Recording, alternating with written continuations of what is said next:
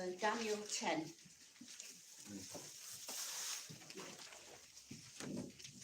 What did Luke say about being small? Thank you. In the 3rd year of Cyrus, king of Persia, a revelation was given to Daniel, who was called Belteshazzar. Its message was true, and it concerned a great war. The understanding of the message came to him in a vision. At that time, I, Daniel, mourned for 3 weeks. I ate no choice food, no meat or wine touched my lips, and I used no lotions at all until the 3 weeks were over. On the 24th day of the 1st month, as I was standing on the bank of the great river, the Tigris, I looked up, and there before me was a man dressed in linen, with a belt of fine gold from Uphaz around his waist. His body was like topaz, his face like lightning, his eyes like flaming torches, his arms and legs like the gleam of burnished bronze, and his voice like the sound of a multitude. I, Daniel, was the only one who saw the vision. Those who were with me did not see it, but such terror overwhelmed them that they fled and hid themselves. So I was left alone, gazing at this great vision. I had no strength left. My face turned deathly pale, and I was helpless. Then I heard him speaking, and as I listened to him, I fell into a deep sleep, my face to the ground. A hand touched me and set me trembling on my hands and knees. He said, "Daniel, you who are highly esteemed, consider carefully the works I am about to speak to you, and stand up, for I have now been sent to you."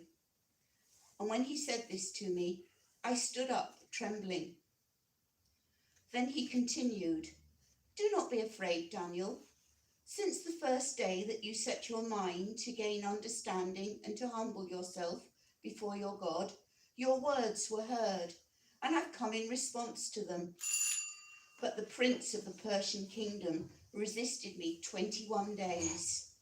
Then Michael, one of the chief princes, came to help me, because I was detained there with the king of Persia. Now I have come to explain to you what will happen to your people in the future, for the vision concerns a time yet to come." While he was saying this to me, I bowed with my face towards the ground and was speechless. Then one who looked like a man touched my lips, and I opened my mouth and began to speak. I said to the one standing before me, "I'm overcome with anguish because of the vision, my Lord, and I feel very weak. How can I, your servant, talk with you, my Lord? My strength is gone, and I can hardly breathe." Again, the one who looked like a man touched me and gave me strength. "Do not be afraid, you who are highly esteemed," he said. "Peace. Be strong now. Be strong." When he spoke to me, I was strengthened and said, "Speak, my Lord, since you have given me strength." So he said, "Do you know why I have come to you? Soon I will return to fight against the prince of Persia, and when I go, the prince of Greece will come. But first, I will tell you what is written in the book of truth."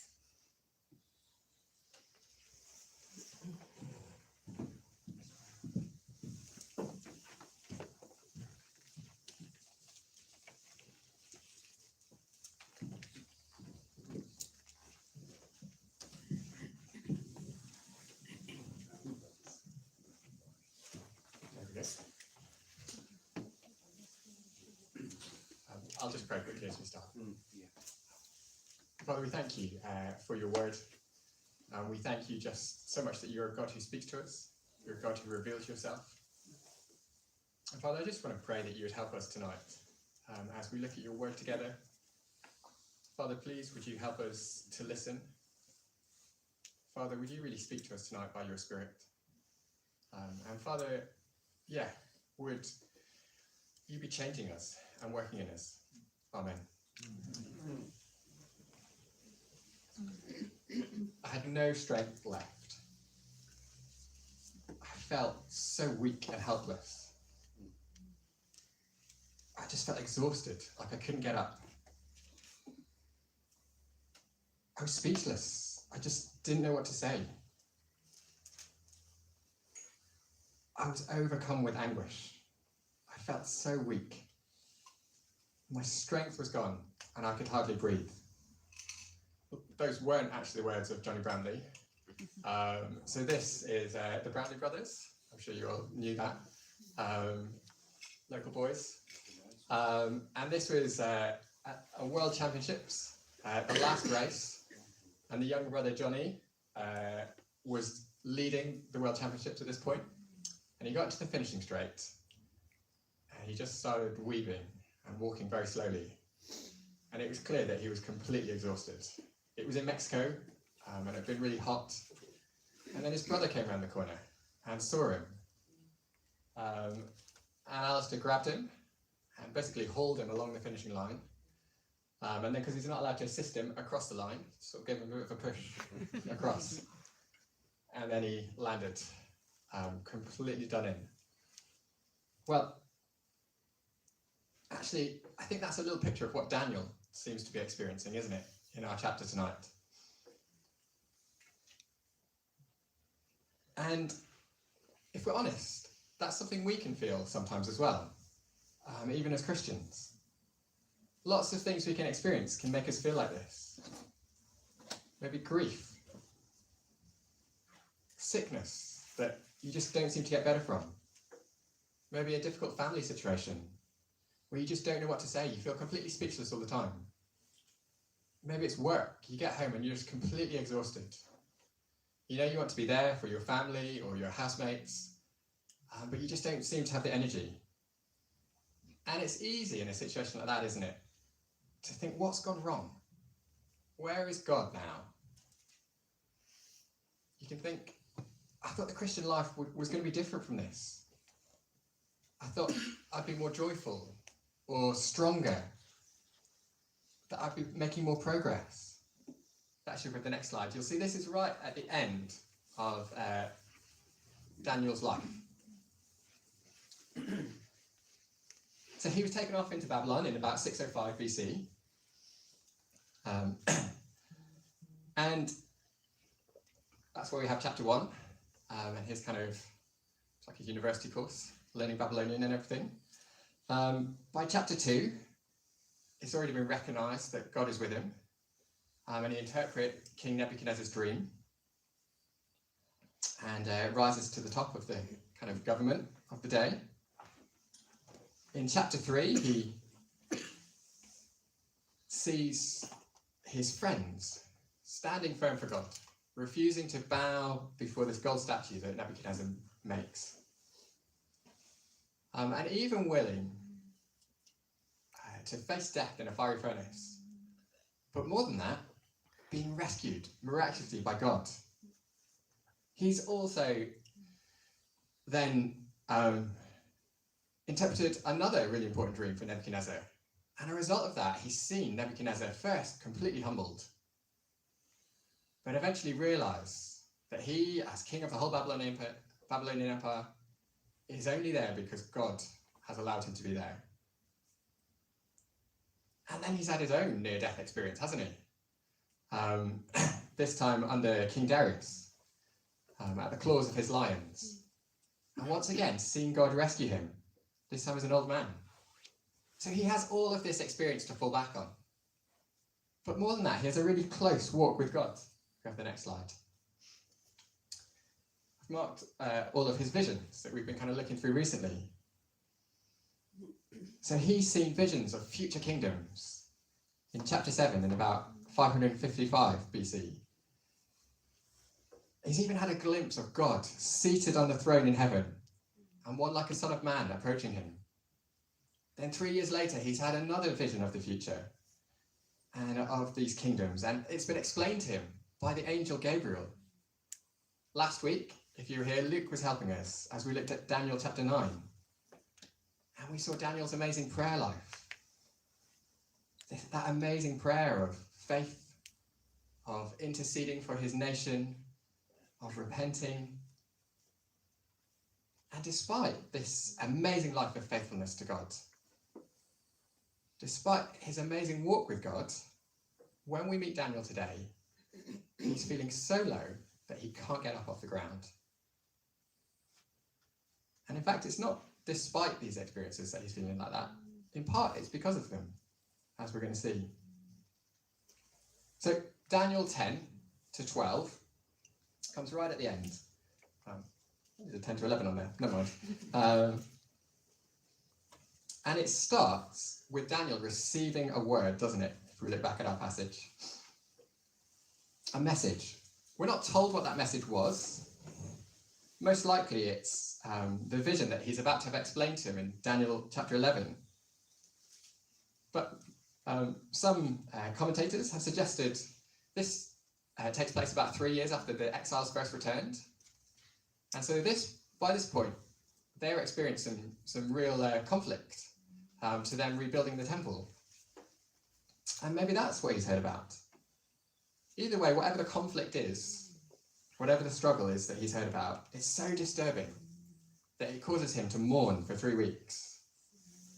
As an old man, he fasts. He gives up all his nice food. And then he has this vision of a man. But that doesn't seem to make it any better, does it? As soon as he starts speaking to him, it's even worse. And so the man gently gets him back up on his feet. But when he starts speaking to him again, Daniel is speechless and in anguish.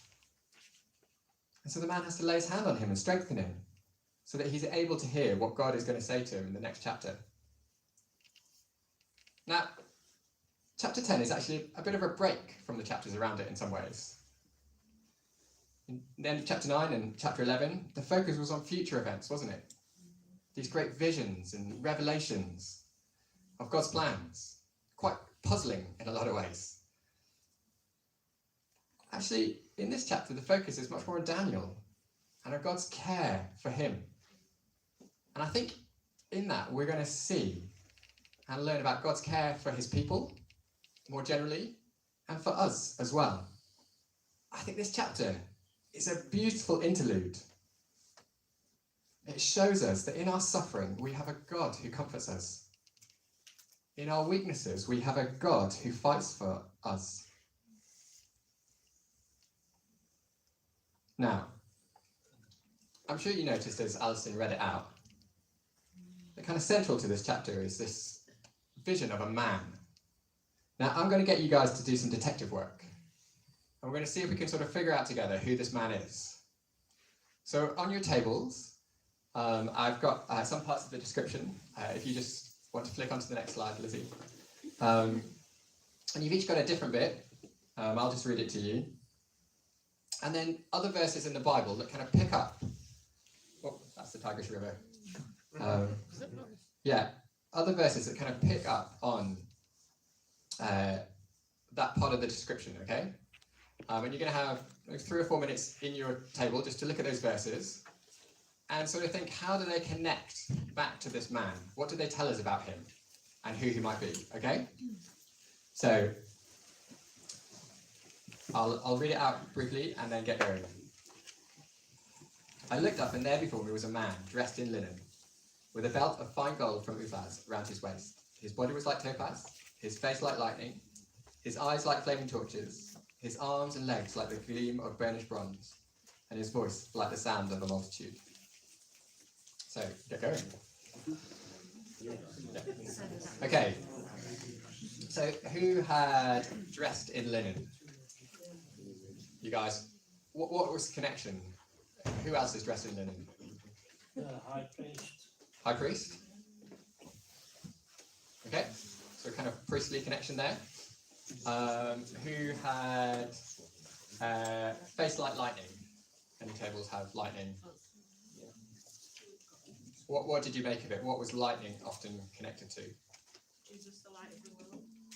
Okay, God speaking. God speaking. Yeah. What about eyes like flaming fire? Who had flaming fire? You guys at the front? What did you make of that?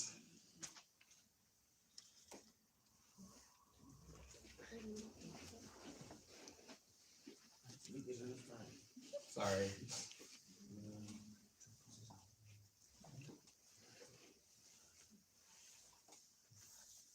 It just says that in Ezekiel, the appearance of the living creatures was like being coals of fire on like torches. Fire moved back and forth among the creatures. Okay. Right. So Yeah, so it during wasn't describing a person. kind of Ezekiel's vision of God. Yeah. What about a body like topaz? Did anyone have that? You guys at the front? And the table at the back? What did you make of that? It's good.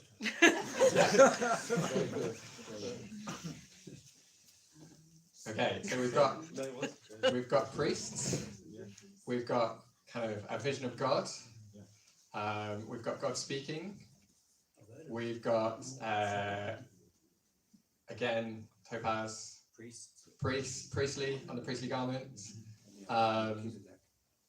Yeah. So, what do we think? An angel? Gabriel again?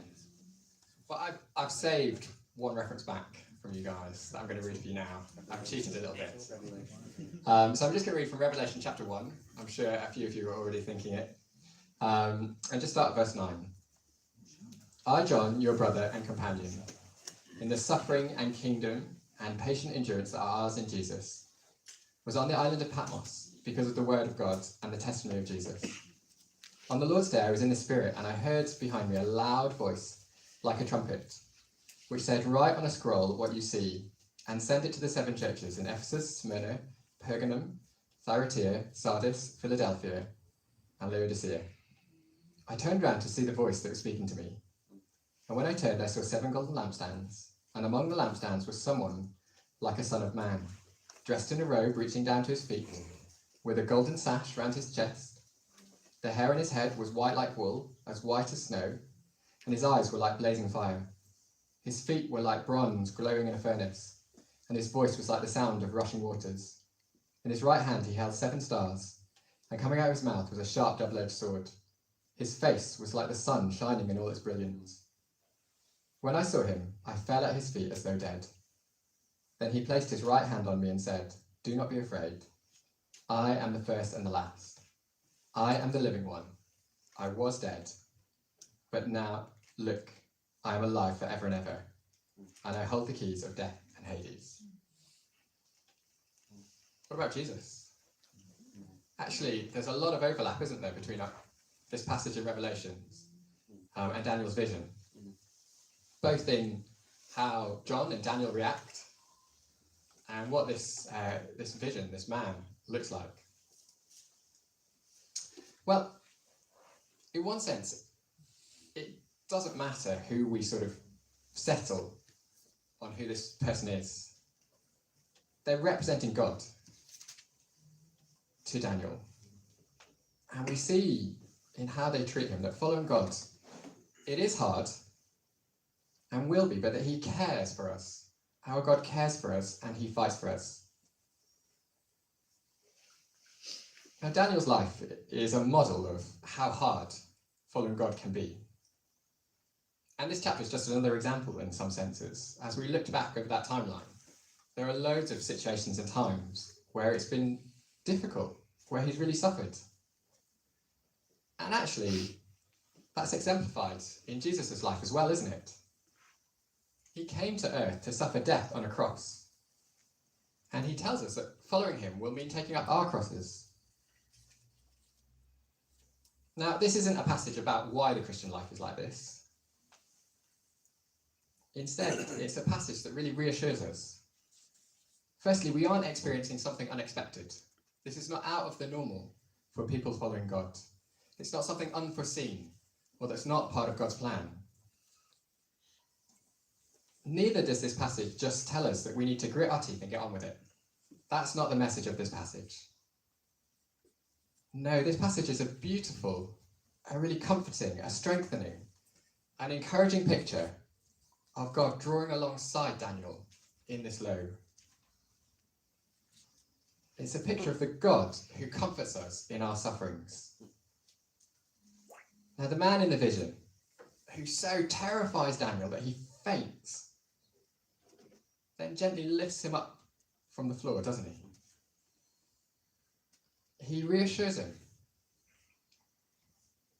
that he's highly esteemed, that he's precious, that he's delighted in.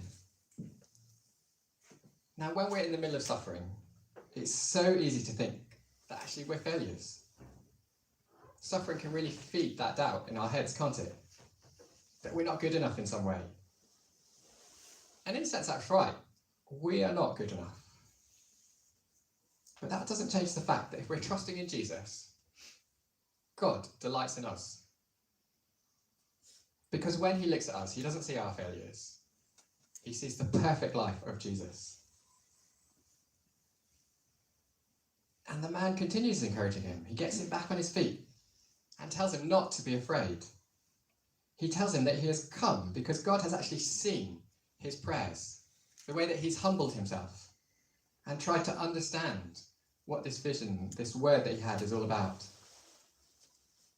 God has heard Daniel's prayers. And isn't that an encouragement for us as well in the middle of suffering? Suffering can make us feel like we're cut off from God. We can wonder if God hears us, especially when suffering goes on for a while. It must have felt quite a long 3 weeks for Daniel. Yet at the end of it, he finds out that God has heard him and was working behind the scenes the whole time. Yet even as this man is telling him this, a fresh wave of anguish overtakes Daniel. And if you follow on in the passage, he's left feeling speechless, looking at the ground, head bowed. And once again, the man gently touches his lips and allows him to speak. And all he can do really is pour out his anguish and just tell God how he's feeling. And again, the man patiently just lays his hand on Daniel and reassures him. I love this picture of God's patient care and love. And I thought it's really pointed me towards Jesus, who really fits this picture so perfectly in his life and expands upon it and colours it in. It reminded me of the woman who'd been bleeding for 12 years and felt so inadequate that she only dared try and touch the corner of Jesus' clothing, secretly under the cover of a crowd. And when she's discovered, she falls down in fear and trembling. And yet what does Jesus say to her? He says, "Daughter, your faith has healed you. Go in peace and be freed from your suffering." Or the disciples, overwhelmed and helpless in a storm, who wake up Jesus and say, "Don't you care if we drown?" And Jesus says to the storm, "Peace, be still." And to the disciples, "Why are you afraid?" Or it reminded me of Peter and James and John on the mountain of transfiguration, who see Jesus in all this brilliance and then hear the voice of God proclaiming, "This is my son, whom I love. With him I am well pleased. Listen to him." And just like Daniel, they're so terrified they fall on their faces. And Jesus comes up to them and he touches them and says to them, "Get up. Don't be afraid." I could go on. I'll just share one last one. It reminded me of the disciples, scared and confused after the death of Jesus, locking themselves in an upper room, not quite sure to make of the stories that they were hearing of people who said they'd seen Jesus, that the tomb was empty. Grief-stricken, worried, confused. And then all of a sudden, Jesus is there, standing among them. And he said to them, "Peace be with you." And he patiently reassures them, it's really him. He's really alive. He's not a ghost. It's no hallucination. And he eats with them to show them that. Brothers and sisters, this passage in Daniel, it shows us God caring for Daniel in the midst of his pain and his anguish. And that God is the same God who's revealed perfectly in Jesus. And is the same God who cares for you and me today in our suffering like this, who patiently comforts us. Isn't that amazing? He is also this God who in our weakness fights for us. I think we see that in this passage as well. Certainly the man that Daniel sees in this vision is a fearsome warrior. Daniel's reaction to him makes that pretty clear. I was trying to find a good picture sort of portraying him, but they all just look a little bit wet compared to how Daniel seems to describe him. And I think that's also what we're meant to make of verses 12 to 14 and 20 and 21. And when you look at the passage, they seem a bit confusing. All this talk about princes, the prince of Persia, the chief prince Michael, who is somehow Daniel's prince. I think what's going on is we're getting a glimpse of a reality that we don't normally see. It's a picture of what Paul talks about in Ephesians chapter 6, verse 12. There he says, our struggle is not against flesh and blood, but against the rulers, against the authorities, against the powers of this dark world, and against the spiritual forces of evil in the heavenly realms.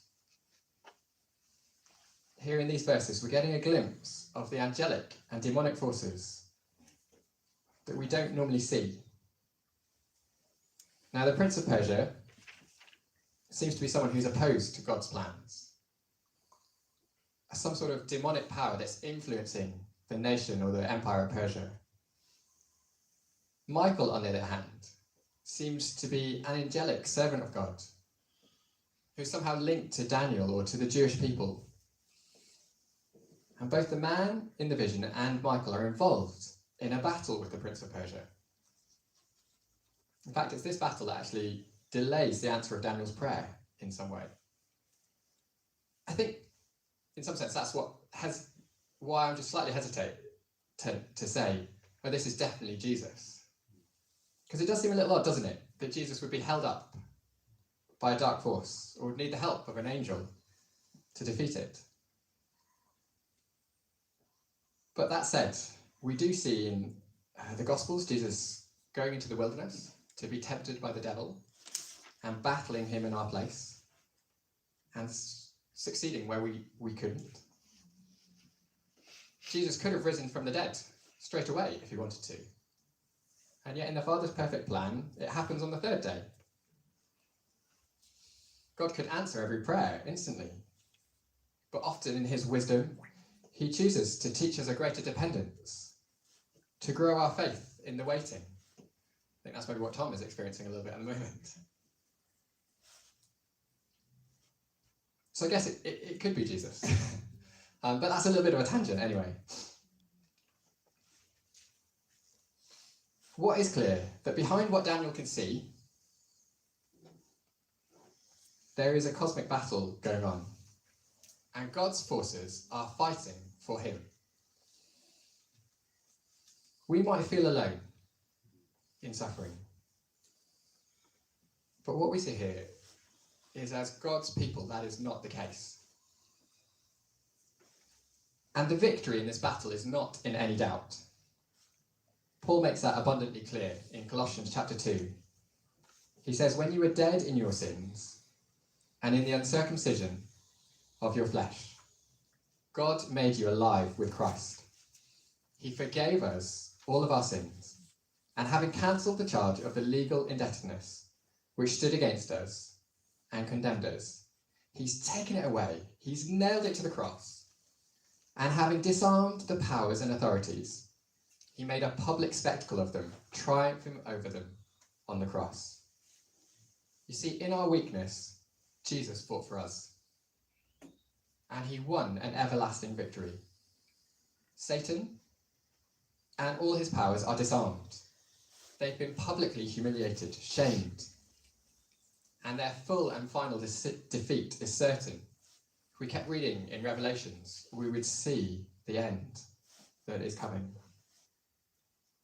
So, sisters and brothers, this passage is such an encouraging reminder for us. In our weakness, God fights for us. In our suffering, God comforts us. That's what we see in Daniel chapter 10. It's a beautiful picture of it.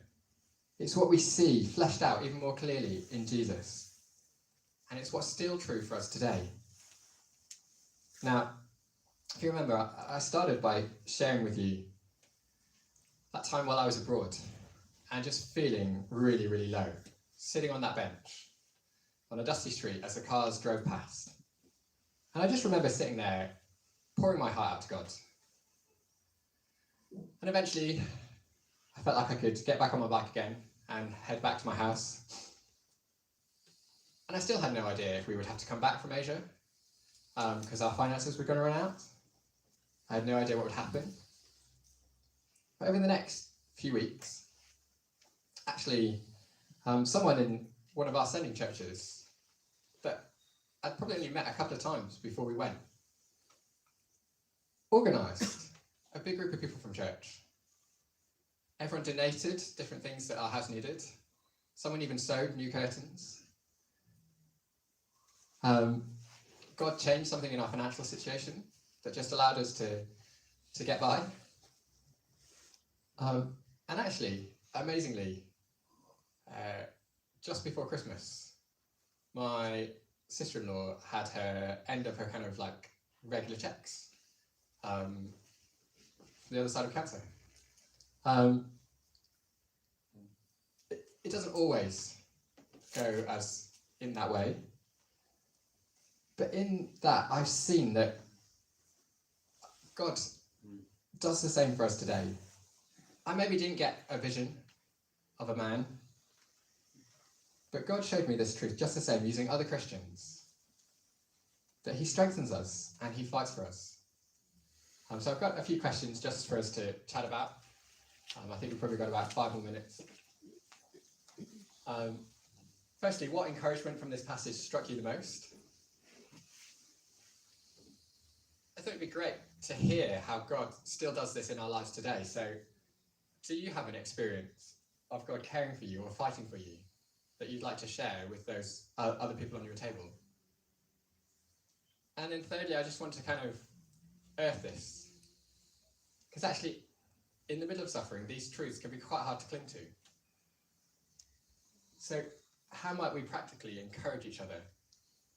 Is there anyone that you're thinking of? And how would you encourage them with some of what we're seeing tonight? And maybe you can discuss that a little bit around your tables.